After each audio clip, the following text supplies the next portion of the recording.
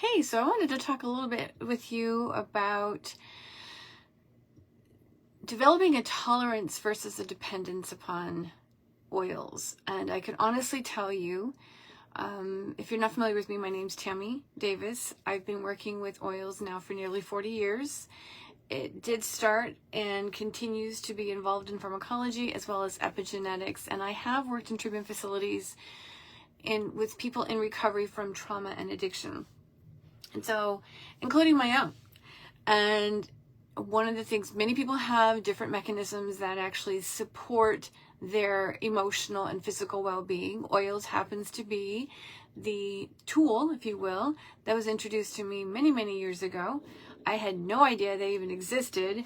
And all of a sudden, the next thing I know is they were having a direct impact on me. Now, what's fascinating to me is that when we look at the standardized properties of them, they will see energizing or relaxing. You know, there's this list of things, and so we don't want to use certain oils if they're energizing, or we don't want to use them if they're particularly relaxing. If it's in the beginning or the middle of the day, we want to use something that is up, that wakes us up, right? We're so familiar with this type of practice.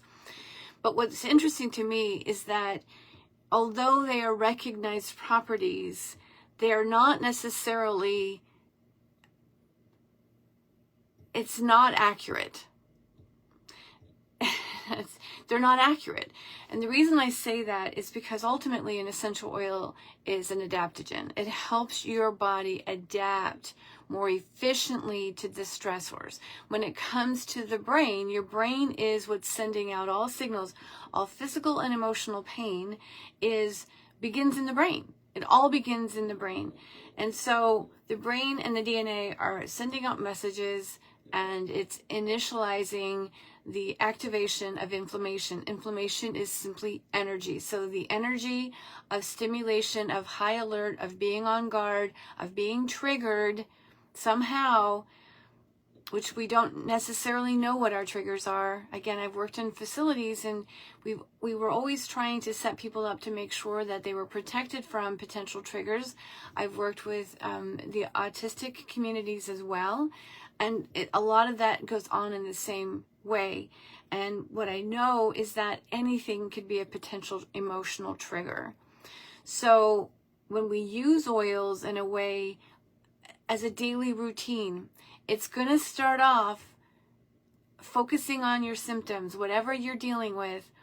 But the way I work with oils and how I teach you to use them is to actually have symptom in mind, but system in mind as well. So it's a functional model, and it integrates with conventional medicine for the best results. So this is not about my way is the best way. This isn't what this is about. It's about how do we create a functional model that integrates holistically with everything else that you're currently doing.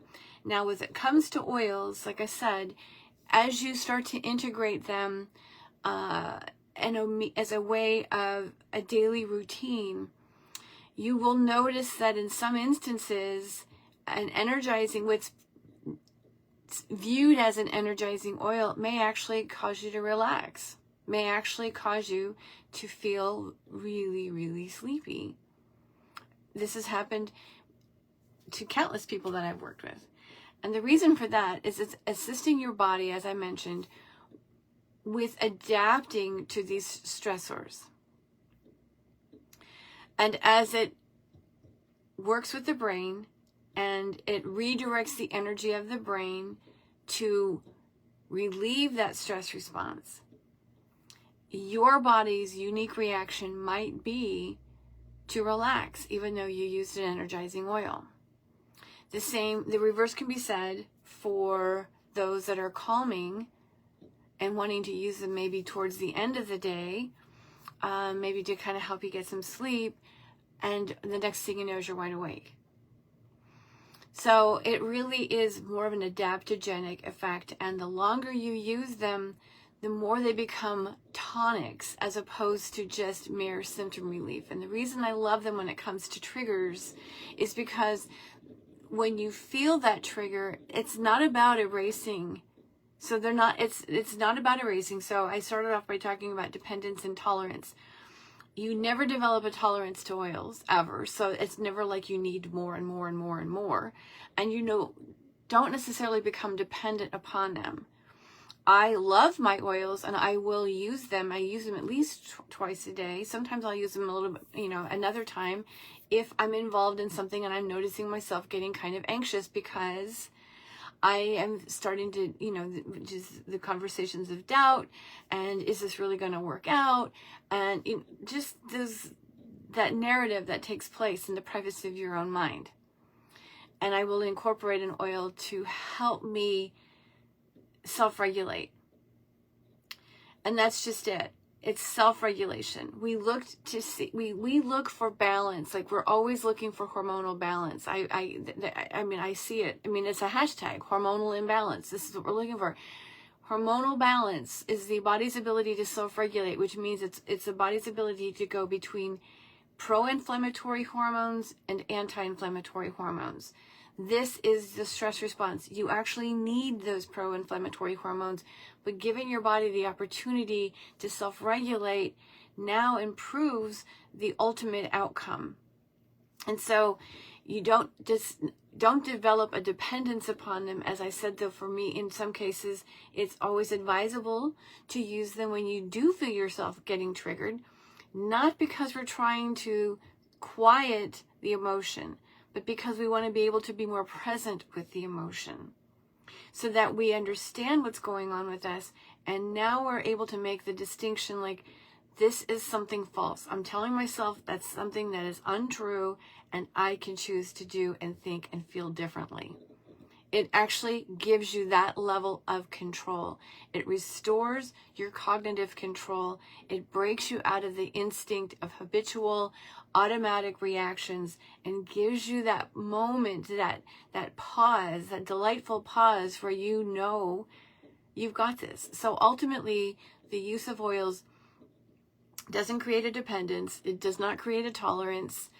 They do not necessarily follow suit when it comes to properties because, as I said, they're helping your system to adapt as it is currently wired, and it's assisting it. And so eventually you would be changing out different oils and ultimately they become tonics. But in the meantime, they are supporting the symptoms that you're experiencing, allowing the system to become more cohesive, and then ultimately relieving the discomfort, any sort of physical and mental discomfort.